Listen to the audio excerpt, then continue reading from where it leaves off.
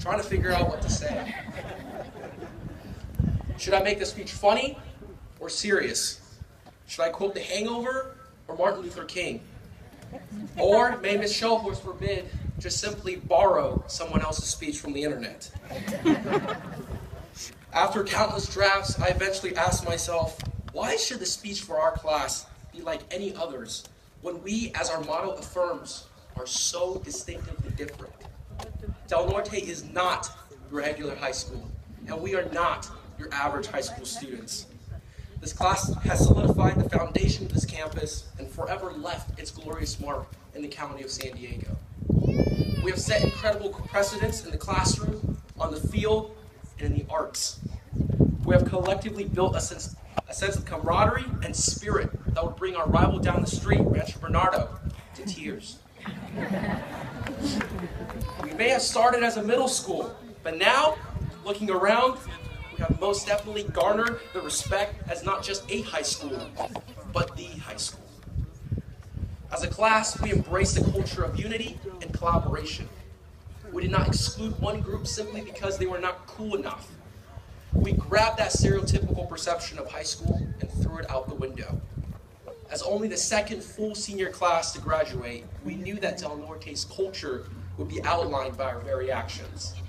At sports games, every single group and clique in this class joined together as a collective unit to cheer on our team.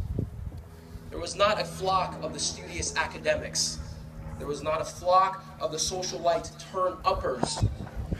And there was not a flock of the theater connoisseurs.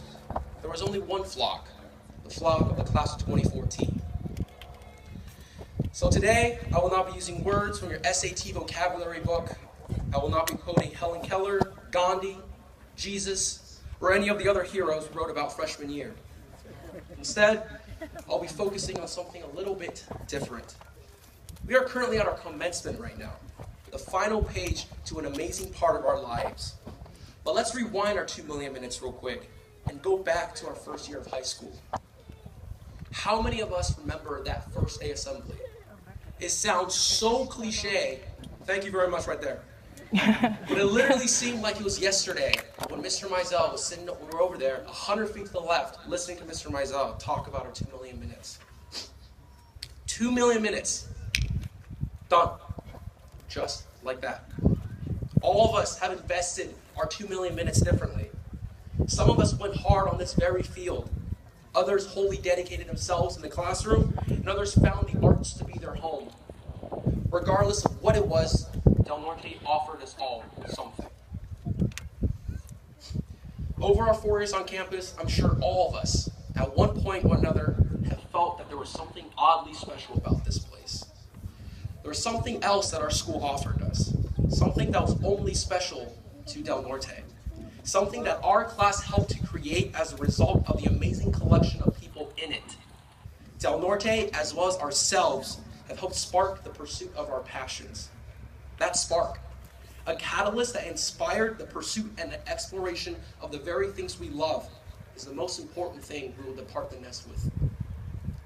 Now, I'm not saying that the numerous other things that Del Norte prepared us for were not significant. Rooted in helping students look further and prepare towards their future, our immensely caring teachers have dedicated themselves to our growth and success. Founded on the principle of creating a 21st century diverse environment, Del Norte fostered a dynamic culture and put on engaging global events that substantially broadened our horizons. And yet, in the midst of all of this, we were also instilled with a sense of academic importance. However, Del Norte prepared us, and we prepared each other for a lot more than just future focus, global awareness, and college readiness. We as students often get too caught up with one piece of the puzzle and ignore the bigger picture. I hope today we'll be able to look at things from a little bit of a different perspective. Maybe come to see that it was not just the academics that were important. It was not just the sports. And it was not just the arts. The superficial things we cared so much about, like SAT scores, report cards, how many points we scored in a game, or how well we hit the notes, shrink in importance at this very moment. To be honest, none of those things meant anything by themselves. Their purpose and meaning were all derived from the fact that they help us open new doors, explore new grounds, and motivated us to push the status quo to try and find the things that we were deeply passionate about. Those individual things never defined us. So today, it does not matter if you're the star quarterback or the star track runner. It does not matter if you're going to a community college, an Ivy League school, or straight into the workforce. It does not matter how many songs you can play or how well you can design a 3D model. In fact, look around. You have exactly the same cap and gown as the person sitting right next to you. We're all one giant blob of semi-navy blue. We don't need superficial attributes to set us apart because the most unique and powerful thing we have has already been instilled in us. We don't need a physical representation of it because it has already ingrained itself into our lives. The various things we took on in high school have led to the development of this very thing. Everyone in the class of 2014 has this. We've all had our flames ignited, and like the definition of the word commencement proclaims, we're all about to engage in a brand new beginning where we continue to actively pursue and be inspired by this very thing, our passions. And with that, let us flock together one last time, say goodbye to this place we once called home, and begin the first moments of the rest of our different journeys together. So finally, for one last time, in the words of Tufan, keep on flocking, class of 2014.